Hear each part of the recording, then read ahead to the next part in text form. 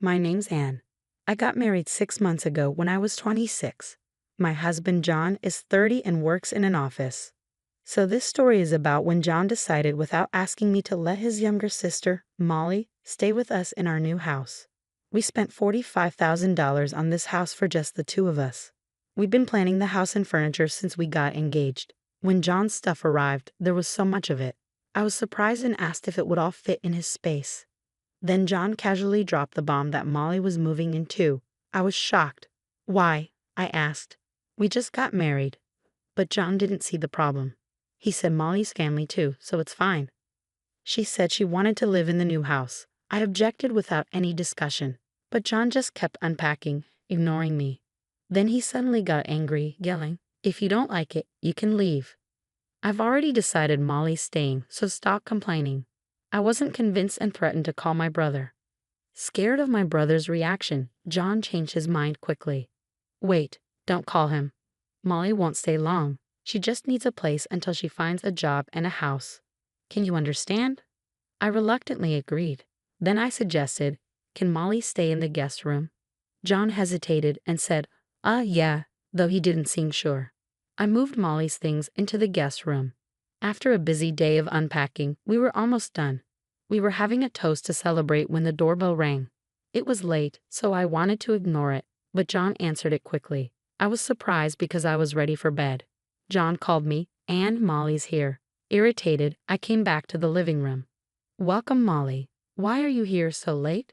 I asked, trying to hide my annoyance. Molly replied, "Can't I come whenever I want?" "Now show me my room, big bro," she said, and John led her to the guest room. Soon Molly complained, "This isn't it." John said, "It's a bigger room, isn't that better?" She searched for another room, saying, "Upstairs, right? This is my room, big bro." I felt uneasy, and when I went upstairs, Molly was claiming my workroom as hers. I couldn't help but raise my voice. "This is my workroom, so it can't be your room," I insisted. John suggested, "Why not? Let's make this Molly's room," but I kept saying no. Then I pointed to the room next to it, intended to be John's hobby room, but he panicked. "Not that room. I've been looking forward to using it. I chose the wallpaper and everything." "No way," I replied. The only option left was the featured children's room, currently a guest room. Molly, still unhappy, snapped, "And you're quite insolent, aren't you? Not listening to the head of the household. Quite cheeky for a freeloader who depends on him for meals." I was too tired to argue back, thinking, who's the real freeloader here? As I headed back to the living room, I heard Molly asking, "Hey, big bro, do we have anything to eat?" "I'm hungry." I ignored her and continued celebrating alone in the living room. They were arguing, but I didn't pay much attention until John came over and accused me, saying, "You're always going against me and acting all high and mighty." He grabbed the wine bottle and drank it all, shouting, "If you won't listen to me, then leave. I'm the head of this household, don't underestimate me." Then he left with Molly. Despite the late hour, I decided to call my brother and tell him about Molly. He answered right away, sounding angry. I asked if he was mad and interrupted him during an argument with his wife.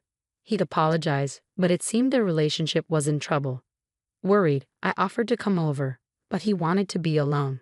I told him about Molly moving in and the issues with John and her. He was concerned about how I was being treated, but I brushed it off, saying I wouldn't be anyone's servant. We then talked about his problems with his wife, and I was shocked to learn she was having an affair with men from a dating site. He found out because she accidentally sent him a message meant for her lover. John had suspected her infidelity for a while, and once he got proof, he took her phone and sent her back to her parents' house. He plans to visit them tomorrow for a discussion.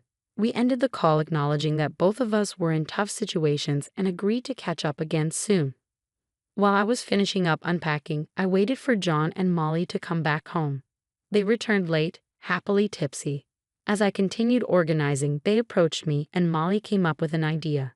"Let's turn our bedroom into Molly's room. We can each sleep in our own workrooms.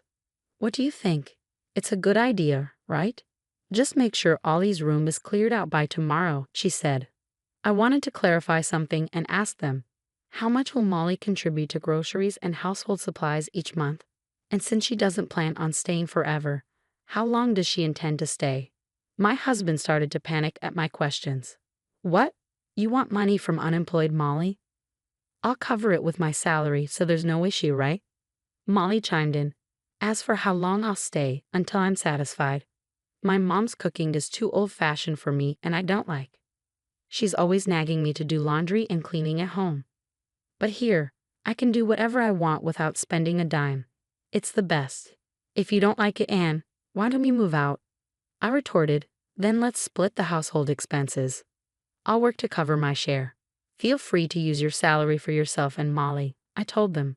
They seemed pleased with this, although I added, you'll need to take care of your own chores. They didn't seem to be listening, so I left a note to make it clear. The next day, I visited my brother's workplace because I was worried about him. He's the president of a construction company, taking over after our father passed away last year. When I got there, he was surprised to see me. He asked what's up, and I explained what happened the night before, asking if he could hire me at his company. He agreed, saying our secretary is leaving due to her husband's relocation. Then he told me about his situation. I was shocked to hear that his wife was pregnant, but it was clear the child wasn't his. The messages on the phone John had taken from his child revealed conversations, photos, and videos with her lover.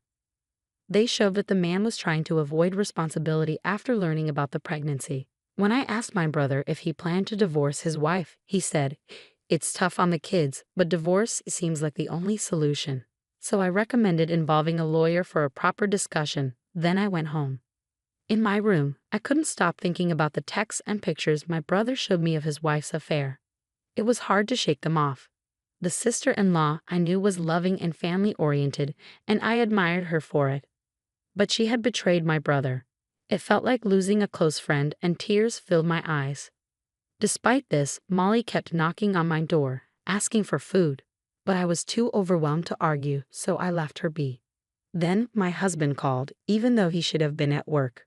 I didn't pick up because I knew what he wanted to discuss, and I wasn't in the mood to talk to anyone. Shortly after, I received a text from my brother, asking if I could go with him to see a lawyer the next day. I sent back an OK sticker. I must have dozed off. My husband's yelling woke me up. You didn't even make food for Molly, and you're sleeping? What's up with that? He shouted. I silently handed him a note and pointed to it for him to read. He then said to Molly, let's let her rest today.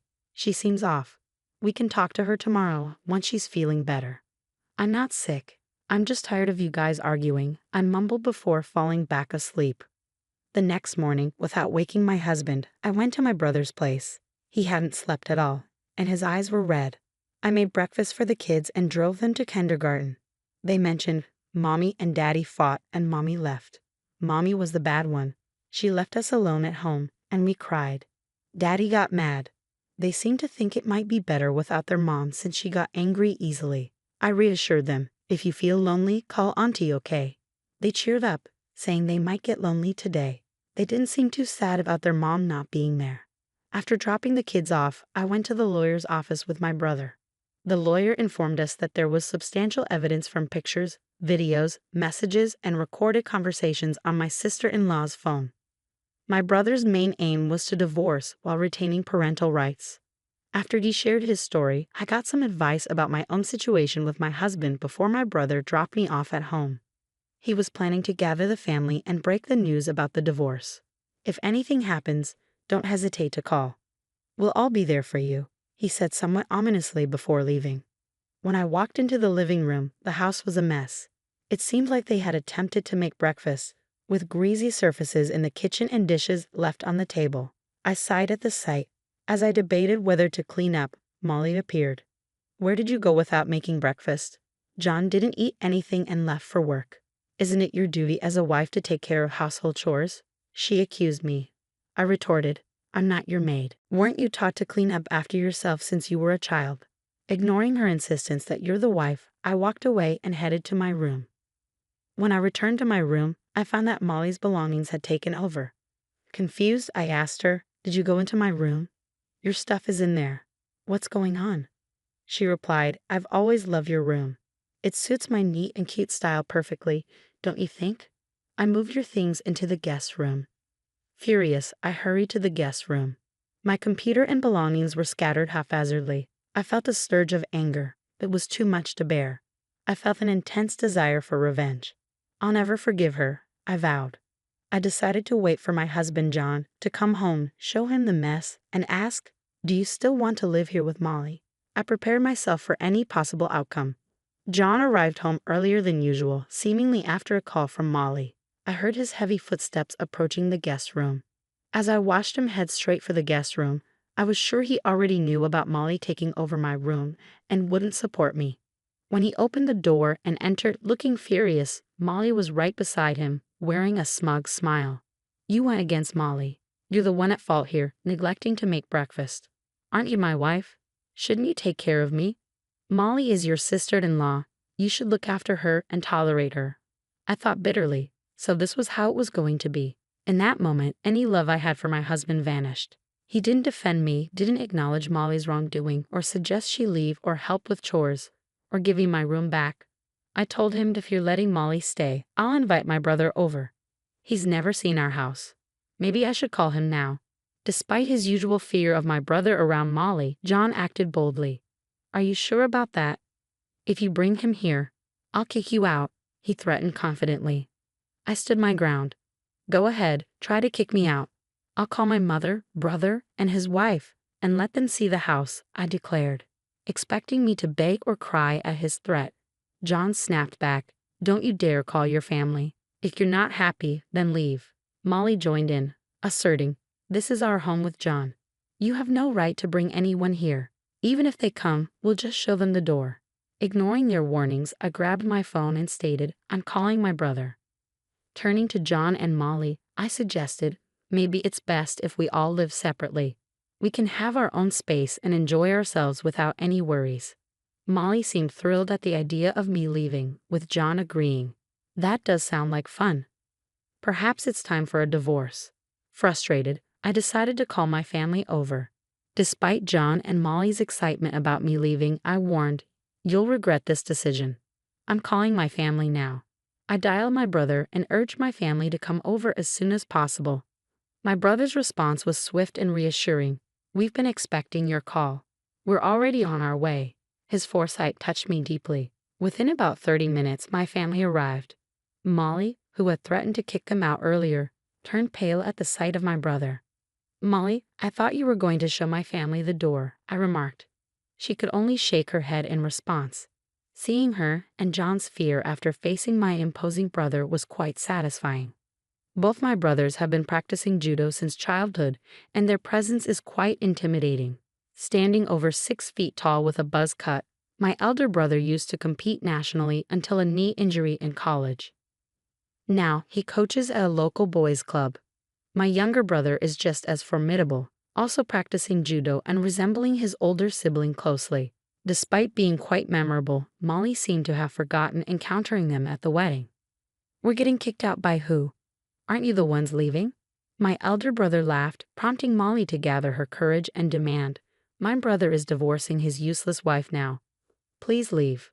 In response, my younger brother retorted, "You're the ones leaving, right? This is Anne's house, built with her share of our father's inheritance and in her name." Meanwhile, my mother busied herself in the kitchen, tidying up and commenting, "What a mess." She then called out, "Let's not waste time. Get to the point." So my brothers complied, turning to me and instructing, "Another person is coming. Let them in when they arrive," before gesturing for John and Molly to sit down. "We have 2 matters to discuss today. First, we need you to leave," my elder brother told them. When Molly asked if the house belonged to me, John hesitated, saying I was involved in the interior design discussions with the contractors, so I thought it was mine, but maybe not. "But I'm the head of the household, right?" John protested, seemingly under the impression that he owned the house by virtue of being the head of the household, without considering its source of funding. Being the head of the household and being the owner of the house are 2 different things, someone pointed out, leaving John speechless. However, Molly remained defiant, citing residency rights. "I won't leave. I have the right to stay," she declared, glaring at me. "Residency rights don't apply here since you're not paying rent," someone countered, leading John to resist further. "But I'm married to Anne. I can't leave. We can't separate," he insisted. At that moment, the doorbell rang, signaling the arrival of the guests my brothers had mentioned. When I opened the door, my sister-in-law, my elder brother's wife, stood there in tears. Before letting her in, I asked my brother how we should handle their presence. My mother offered to take care of their child upstairs. After settling my mother and welcoming my sister-in-law inside, John was shocked to see her. "How did you find out where we live?" he stammered, acting suspiciously. My elder brother intervened, reminding John of their second matter to discuss. John's face drained of color. "What? She's—" It seemed he was unaware of her identity as my brother's wife. Realizing his mistake, he attempted to flee but was frozen in place. "Seems like my wife is pregnant with your child. Did you two plan this?" my brother accused, slamming evidence of the affair onto the table. "Well, what's your next move?"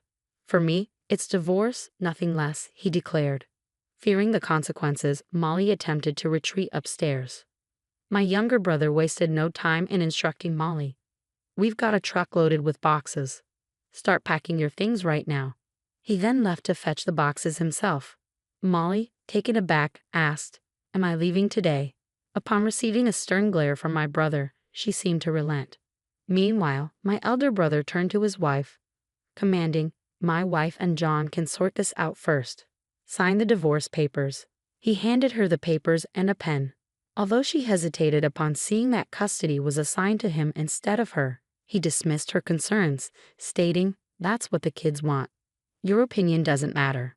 With tears in her eyes, she signed the papers. Moved by the scene, I saw the tears welling up in my brother's eyes, realizing the emotional toll it had taken on him. Then it was my turn to decide. "Anne, what are you going to do?" my brother asked. Without hesitation, I declared, "I choose divorce too. I want him out of my house as soon as possible." My husband dropped to his knees, begging for forgiveness. "Please, I don't want a divorce. It might not even be my child," he pleaded. However, when my brother revealed that he had undergone surgery to prevent further children, my husband was left speechless. My brother handed me blank divorce papers. "If you want him out right away, why don't you have him sign?" he suggested. Reluctantly, I instructed my husband to sign, which he did. I then presented him with 2 pledge documents prepared by my lawyer. One was for him and the other for Molly, pledging to pay for the damages they caused to the house, totaling roughly $30,000. Additionally, the documents stated that they were never to enter my house again in the future. John glanced at my brother and me, perhaps intending to voice a complaint, but a stern glare from my brother silenced him, and he reluctantly signed the pledge document. His shoulders slumped as he made a feeble attempt to head upstairs to gather his belongings for the move. However, my brother intervened, producing a marriage license. "I got this for you too," he announced, handing it to his wife. Without hesitation, she signed it and urged John to do the same.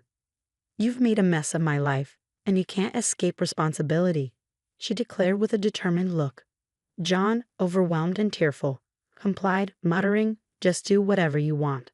Finally, my brother demanded, "You have nothing to say unless I ask, right?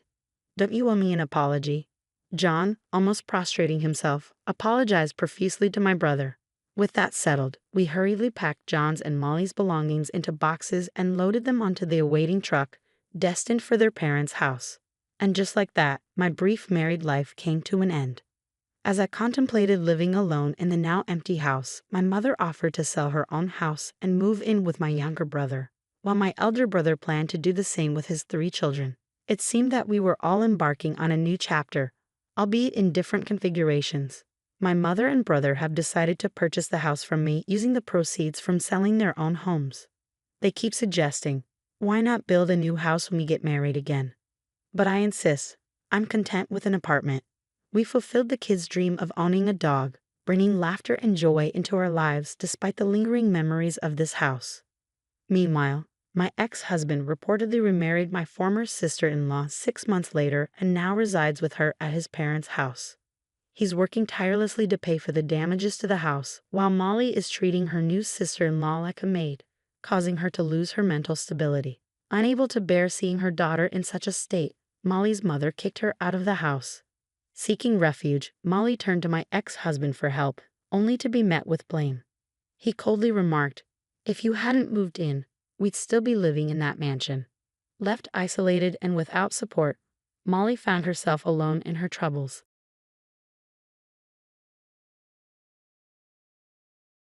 By the way, it seems that Paul's only junior had been complaining to others about how poor his leadership was, to the point that he couldn't even consider him a boss. Paul overheard this, and they are currently in the midst of a dispute. He should have known how important it is to take care of your own junior. As for me, I had been offered a position at our overseas headquarters. I had been declining due to the current circumstances and out of consideration for Paul. But I finally decided to take on the opportunity. I'm currently preparing for my transition. I've been causing my father some worry, but we've started practicing video calls so we can keep in touch when I'm abroad. I am content because I'll be able to pursue the job that I have been dreaming of since I was a child. It's time to give it my all. Paul hardly ever helped with household chores, but Michelle didn't mind. When they went out together, Paul always took charge, letting Michelle relax and enjoy herself without any worries. It felt like they had a good balance in their relationship. However, everything changed when Michelle's mother passed away. While Michelle was at work, her father called to tell her that her mother's health had gotten worse and she had collapsed. Michelle rushed to the hospital and said her final goodbye to her mother. She decided to stay with her father to arrange the funeral. When she called Paul, he said he couldn't leave work suddenly. He missed the wake and only made it to the funeral, but it seemed like he hadn't prepared to dress appropriately for the occasion. I had to quickly find him clothes to wear, but he complained a lot, saying I should have done it earlier. With all the sadness and business of arranging the funeral, I couldn't handle Paul's complaints, so I ignored them. But he didn't seem to appreciate that and stayed in a bad mood. Since then, it feels like we've been arguing more in our marriage. It's normal to have disagreements after being married for 3 years, but lately, Paul has been picking fights aggressively. He's always telling me what to do and taking charge. I got tired of it and tried saying no a few times, but he didn't know where things were in the house. So simple tasks took a long time. Plus, he complained while trying to help, making an even bigger mess. Eventually, I realized it's easier if I just do everything myself. I didn't always do everything Paul asked. I handled some things myself to make my life easier. I mentioned preparing for my mom's first death anniversary gathering next week. Okay, I said, and Paul grumbled, "Oh, I have an important meeting that day. What should I do? I've told you about this gathering well ahead of time." How could he suddenly say he couldn't make it? What? You're not coming? Paul let out a heavy sigh. It's not that, but it'll be hard to leave everything to my subordinates, you know. He seemed pleased with his recent promotion and often talked about his junior team members. I felt like sighing right along with him. Please make arrangements for it, all right? I stressed. It was the day before my mom's first death anniversary gathering. When I returned home from work, Paul was sulking in the living room, drinking beer. "Sorry, I'm late. Had to do overtime," he mumbled. I figured he was upset because I was late, delaying dinner. I've been waiting here for an hour, just as I expected. But it's only an hour, right? If he couldn't cook, he could have bought something. I did tell him when I'd be home. He could have taken some initiative.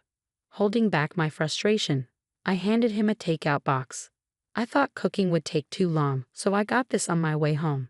In response, Paul slammed his beer glass on the table. "Takeout again? Aren't you slacking off a bit too much lately? The last time I got takeout was about 2 weeks ago. Sure, I've been busy, and maybe I haven't been cooking every day, but still, I make sure to eat balanced meals and avoid relying on packaged food too much." Even though I don't think I deserve criticism, as I debated whether to respond, Paul, misunderstanding, added insult to injury. "Can't argue when it's true, huh? Do your chores properly. You've been coming home late and claiming overtime. Maybe you're out cheating." Paul's words ignited the resentment I've been feeling. "If you know I'm working late, the least you could do is make dinner. You don't have to cook. Picking up takeout isn't that hard. I always tell you when I'll be late, and even with my busy schedule, I handle all the household chores. There's no need for that attitude." Paul glared at me. "You're 3 years older, remember? I could have married a younger woman, but I chose you," Paul said, expecting gratitude and obedience. "You should be thankful and listen to me. No one else would want you, so you'd be in trouble if I left, right?" Did he really just say that? I was furious and couldn't hold back. If you wanted a younger woman, you should have married one before we got together. I asked if you were okay with me being older, and you said yes. That's why we got married. Even without you, I can manage my life." Paul laughed mockingly.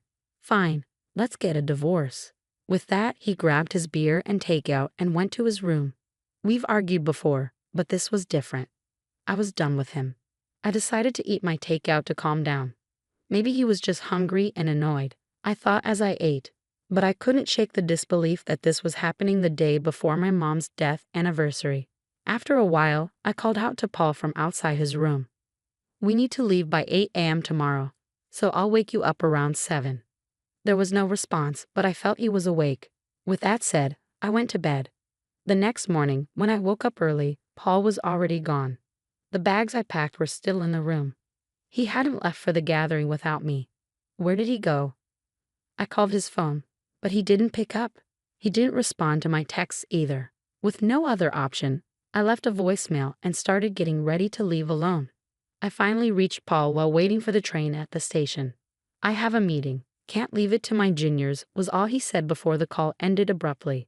I was overwhelmed with a mix of anger and resignation, feeling stunned and bewildered. Before I could dwell on it further, the train arrived, burdened with luggage meant for two. I boarded alone. Upon reaching my father's house, he asked anxiously, "Where's Paul?" Seeing my father's sadness since my mother's passing, I didn't want to add to his worries. Taking a deep breath, I forced a smile and replied, "Sorry, he got called into an important meeting. He was supposed to come, but with his recent promotion, it sounded crucial, so I encouraged him to prioritize it." My father nodded in understanding. "I understand. He's working hard.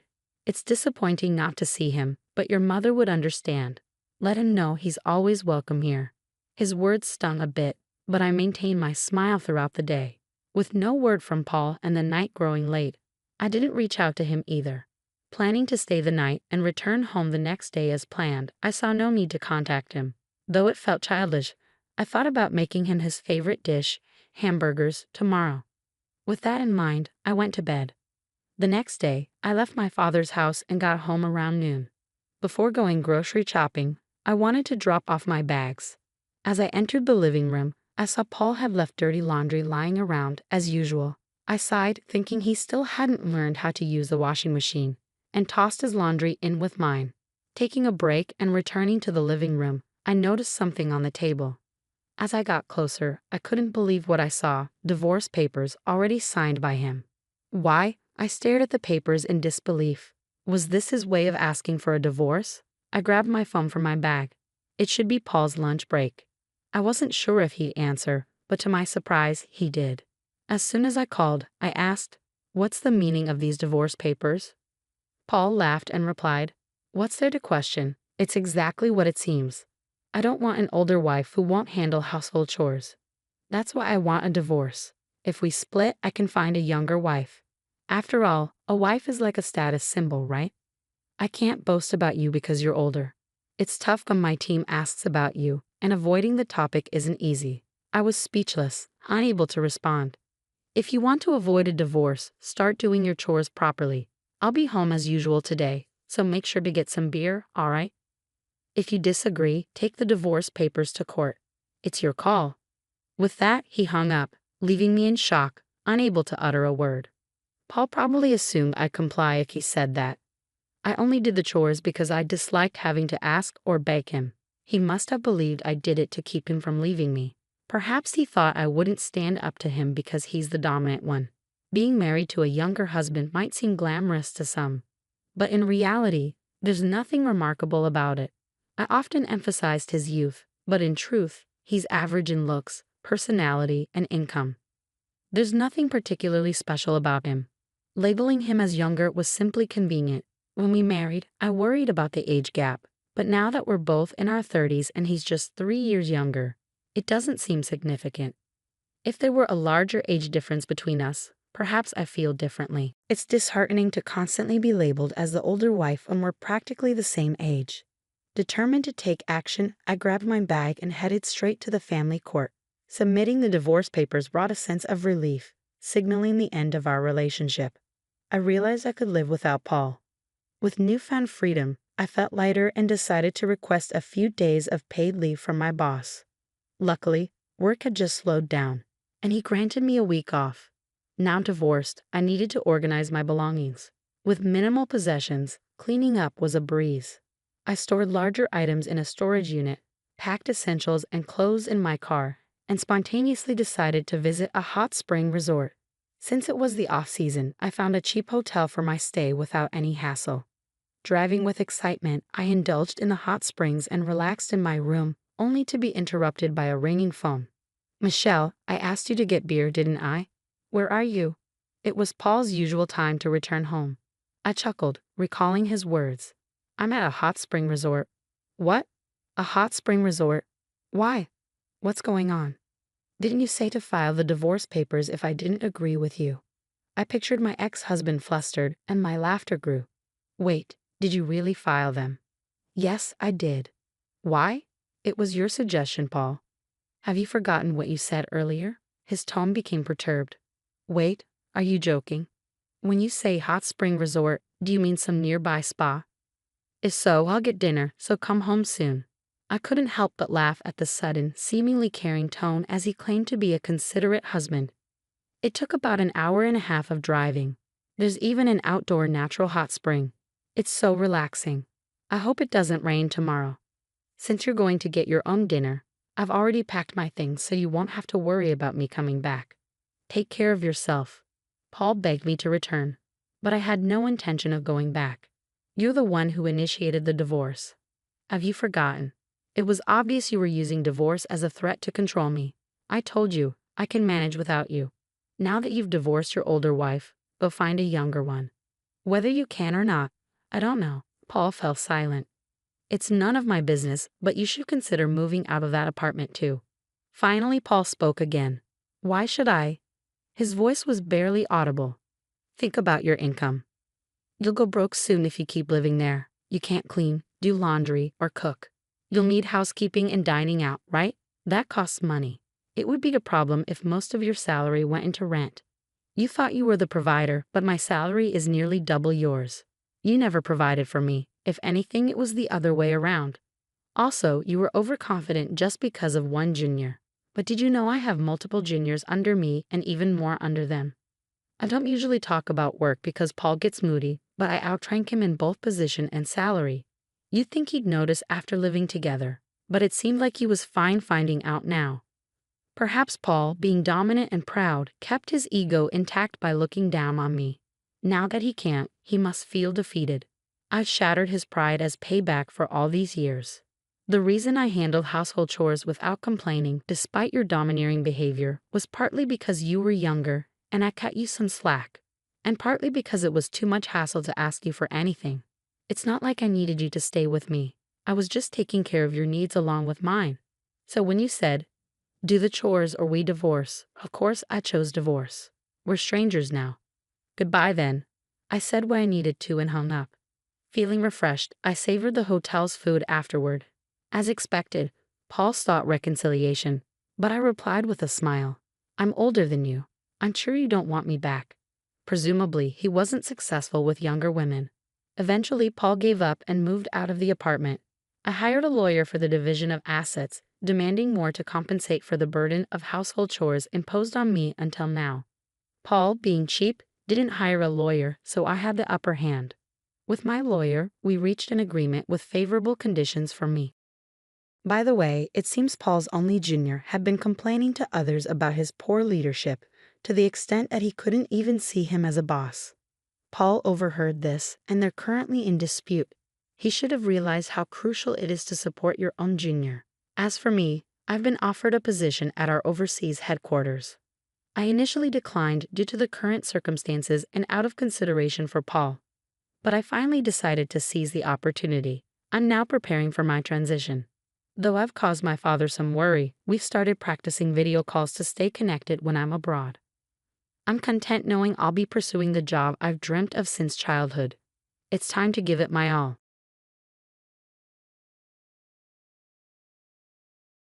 My mother-in-law went on a rant when she heard we were adopting. She said she couldn't bear the idea of Nancy's biological child being her first grandchild. She even suggested divorcing my husband and then adopting, or sending the child to foster care. But I'm Nancy, and I won't abandon my brother-in-law's child just to please her. So fine. I'll do what she wants. I'm 45 years old and recently moved to the countryside, where I used to live as a child. With remote work being so common now, I can live wherever I want. My allergies were awful in the city, but they've calmed down here with the cleaner air. Country life might not be for everyone, but it suits me just fine. Sure, the nearest supermarket is far and the houses are spread out, but I love the open space. I used to think city life was a pain when I was in my late 20s. Back then, I had just married Ken, and we were really close. But there was a big problem. Ken's mom was way too attached to him. It makes sense, since he's her only child. She'd call his work just to talk to him, and she'd hassle his girlfriends like crazy. She did a lot of weird stuff out of love for her son. Ken was really bothered by her when we were dating. He kept me a secret from her to protect me from what he called the evil queen. He was worried she'd treat me like she treated his exes. But once we got married, I couldn't stay hidden. Ken finally told her about me, and her reaction was intense. I heard her on the phone saying, "Let me meet her. If she's no good, I'll put her in her place." She must have felt shocked. She thought her son was all hers, and then suddenly there's a new woman he wants to marry. Why did I marry a man with such a mother? Simple. I loved him. That was the only reason. When I was sick, he'd take care of me, making me porridge and shedding tears at sappy movies. He even helped lost kids find their parents, even if it meant being late for our plans. He might not always seem competent, but deep down, he's really kind. That's what I adore about him, and why I wanted to be with him. So, no matter how difficult his mother might be, I was ready to face her. Loving couples overcome obstacles, and in the end, they live happily ever after. That's the classic tale. But don't worry. When I met her for the wedding, she immediately threw a vase at me, shouting, "You thief cat." Can you believe people actually say thief cat? I was prepared, but her attack caught me off guard. A woman who never acknowledged me during our dating days didn't seem fit to judge. My son deserves someone better. I won't accept an orphan as my daughter-in-law, she went on. Yes, it's true. I don't have parents. My dad passed when I was in high school and my mom died when I was 20. I don't come from any special background, and by the time you hit your 40s or 50s, most people have lost their parents. Using that as a reason to disapprove of our marriage was just wrong. Luckily, my father-in-law stood up to her. You can't judge someone's character just based on their past. It's rude. Ken is old enough to make his own decisions. Just let him marry, he argued. But my mother-in-law isn't one to easily listen to her husband. In the end, she never officially accepted our marriage, so we secretly tied the knot on her father-in-law's advice. Even if we waited forever, she'd never give her blessing. I wanted to be with my husband in this life and the next. But that didn't mean I'd give up on our marriage in this life. I was ready to live as a married couple without ever telling my mother-in-law. A few months after we got married, we unexpectedly ran into her while shopping. Both of us proudly wore our engagement and wedding rings on our left hands. We were completely wrapped up in our newly bliss, happily strolling hand in hand while shopping, much to my mother-in-law's annoyance. She instantly caught sight of our rings and erupted into a tirade right there in the middle of the supermarket, oblivious to the curious glances from other shoppers. It turned out she'd been told by my father-in-law that we had called off our marriage and broken up. Neither my husband nor I knew about this story. Apparently, my father-in-law had shared it on his own. Feeling betrayed by both her husband and her son, my mother-in-law was livid. While I understood my father-in-law's intention to protect us, I couldn't help but regret not coordinating our story better to avoid such an easily uncovered lie. It must have hurt her deeply to be deceived in such a way. Her grip on my husband tightened, and despite his attempts to distance himself, she refused to let go. She began showing up at our doorstep daily, and eventually she moved in without so much as returning to her own home. Why did we allow her entry, you wonder? Well, each day she'd ring the doorbell, shouting through the thin walls, "Let me in. Are you planning to leave me out in the cold?" We had no choice but to let her in, at least temporarily. We attempted to remove her from our home several times, but she would always go to the police, claiming, "My son and his wife kicked me out." Feeling sympathetic toward the authorities, I decided to handle this family matter privately, although I had no clue how to deal with it. Despite numerous arguments and my husband's repeated demands for her to leave, she stubbornly refused. In fact, she seemed to relish the idea of being disliked. If she could wear us down and make us give up, it would be a victory for her, so she put all her energy into it. Her harassment toward me escalated. She would throw away my things without asking and ruin my cooking by pouring vinegar into it, making it inedible. These were just the beginning. What shocked me most was the garbage she left out. I discovered bags marked with stupid at the collection site. When I turned them around, I found Nancy Thief Cat written on the other side, forcing me to flip them again. At first, my father-in-law would visit daily, hoping to take her home, but eventually he stopped coming. My husband, too, became too busy and exhausted from arguing with his mother. Instead of insisting she leave, he started ignoring her. He even told me, "Don't bother cooking for my mom. Pretend she's not here." It was disheartening to see my kind husband pushed to this point, a testament to my mother-in-law's tenacity. Initially hurt by her son's neglect, she seemed determined to drive us apart. She shamelessly continued living in our home. Then one day we received devastating news. My brother and his wife had tragically died in a car accident while out with their family. Losing my supportive brother and kind sister-in-law was incredibly painful. But I couldn't afford to just wallow in grief. They left behind a 5-year-old son, Kyle. At the funeral and wake, relatives were passing around responsibility, asking, who will take care of him? Nancy would be the best option. But what if Nancy refuses? Despite feeling somewhat distant from these relatives, their callousness was unsettling. I had always cherished Kyle as my first nephew and felt a strong bond with him, wanting to care for him if possible. But I worried about the impact on him of losing his parents and then being taken in by his aunt and uncle. Most importantly, I feared my husband's reaction. However, before I could even broach the subject, my husband said, "If Kyle doesn't mind, let's take him in ourselves." Kyle expressed his desire to live with us, so I decided to formally adopt him as my son. What about this child? On the day I brought Kyle home, my mother-in-law stared at him expressionlessly.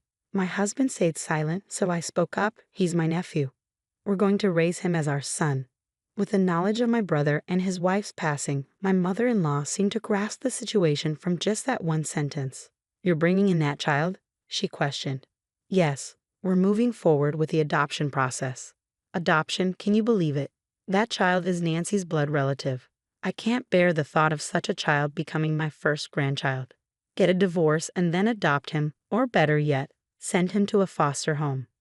Suddenly, my mother-in-law erupted in anger, leaving poor Kyle bewildered by her outburst. "Why do we need your approval to care for this child? Please don't meddle in our marriage." "Absolutely not. That child will become my first grandchild, right? A child who doesn't share a drop of Ken's blood.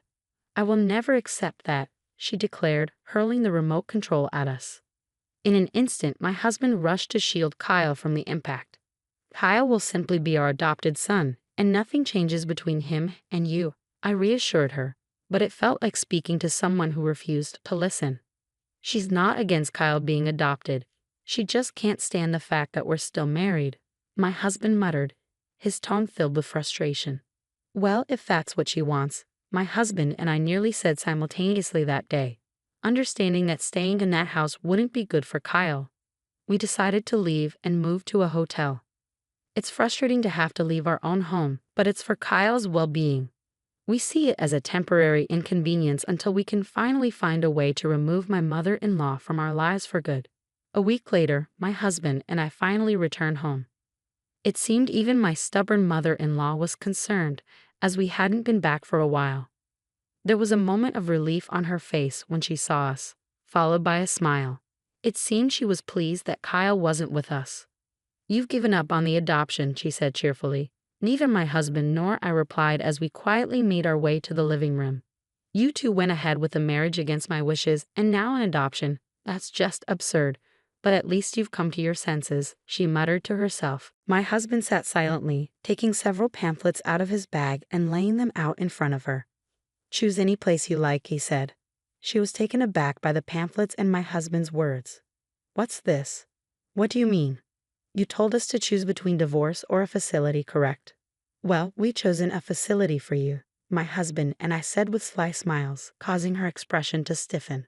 She looked at my husband in panic, but he responded coldly. "Do you think we're joking? I'm dead serious. I'm only in my 60s. I can't go to a facility. And remember how you hid my belongings, despite me telling you not to," I added. She didn't know how to respond to my accusation. That was just a mistake. It's a sign of dementia, she stuttered. Also, you always make a mess of the room after I've tidied it up, my husband chimed in. Her expression tightened. I'm getting older, so that's not acceptable. It could be an early sign of dementia, losing the ability to tidy up or starting to collect junk. And Mom, you've been hoarding items from that pop star. Those are just useless junk, right? I remarked. Well, that's another sign of progressing dementia, my husband chimed in. As we confronted her, she burst out, What's gotten into you two? You gave us the choice between divorce or a facility, so we chose the facility. Right on cue, the doorbell rang. Looks like they're here, my husband said casually. I nodded and hurried to the door, where my father-in-law stood waiting. Sorry for the delay, he apologized. Observing the scene, my mother-in-law looked bewildered and asked, Why is he here? With a mischievous grin, my husband quipped, Since it was either divorce or a facility, let's go with divorce. Caught off guard by my father-in-law's sudden mention of divorce, she was left speechless. Nobody specified whose divorce or whose stay in the facility. We decided it's your divorce and your move to the facility. Why do I always end up being the scapegoat? She muttered as my father-in-law began to argue, insisting that she wasn't at fault. My dear, it seems you've abandoned everything, including our home, and caused nothing but trouble for our son, my father-in-law scolded. I've repeatedly told you to come back home, stop bothering our son, and take care of the house. What are you saying, acting like some old-fashioned dictator? Take care of the house yourself, she snapped. Of course I am, but you've taken on too much, like all that community work, right? Your absence has left the house empty, and now I'm left handling everything. Naturally, I have complaints, my father-in-law fired back. Yes, my mother-in-law, who once relished being a stay-at-home mom, seemed to have overloaded herself with community responsibilities, like paperwork and event planning. Since she started neglecting her duties at home, I chimed in. Not wanting to burden the community association, my father-in-law has been struggling to juggle both his job and the tasks she left unfinished. He stopped fetching her because he got too wrapped up in community affairs, my husband explained. I'm exhausted by all this. It's becoming overwhelming. You need to choose between divorce or going to a facility, I asserted. This can't be right. I'm not the one at fault here. I won't go to a facility, and I don't want a divorce. It feels like everything might fall apart just by being around you, she protested. Seeing my father-in-law's exhaustion, my mother-in-law seemed to realize that it was all coming to an end and simply hung her head. You've been plotting to divorce us, but you should cherish your husband. He's a human being too, and he might just divorce you. Oh wait, he is divorcing you. I chuckled. This must have irritated her, but she remained silent. Perhaps she no longer had the energy to argue. And so my in-laws divorced, and Kyle officially became our son. As we proceeded with the divorce process, my mother-in-law returned to her marital home. Meanwhile, my husband and I moved secretly with the assistance of my father-in-law. As of now, she hasn't been able to locate us. With limited finances and little knowledge of the internet, it's doubtful that my mother-in-law could track us down out of state. However, since the property originally belonged to my father-in-law's family, she was swiftly evicted and divorced. Apparently, during the chaos of the divorce, she had pleaded with my father-in-law not to divorce her, even begging on her knees, claiming she didn't want to divorce at her age. As a homemaker, she had no savings. She attempted to claim a portion of the assets, but since there wasn't much to begin with, she has been struggling to make ends meet on her own. Despite needing assistance, both my father-in-law and husband have distanced themselves from her. She attempted to rely on a distant cousin she hadn't been in touch with for years, only to be turned down with the explanation, "We can't afford to support another adult. You need to fend for yourself. She should seek employment instead of relying on others." But she has yet to do so. However, I'll keep that observation to myself.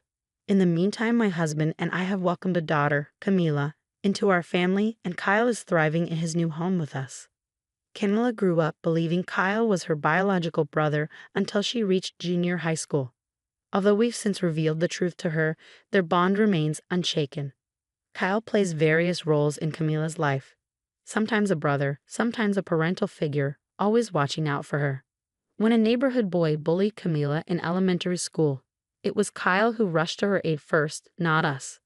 If Camila ever decides to marry, I'm sure Kyle will be even more discerning of her potential suitors than my husband.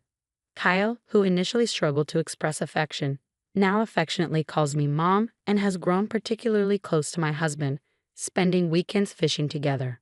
Honestly, I can't help but feel a twinge of envy at their bond. Kyle is the cherished child left behind by my dear brother and his wife, and I'm committed to nurturing him as my own for the rest of my days. Now, let's take a look at what the boys have caught and whip up a delicious dinner with my daughter. I'll put my homemaking skills to the test and impress everyone. Just kidding.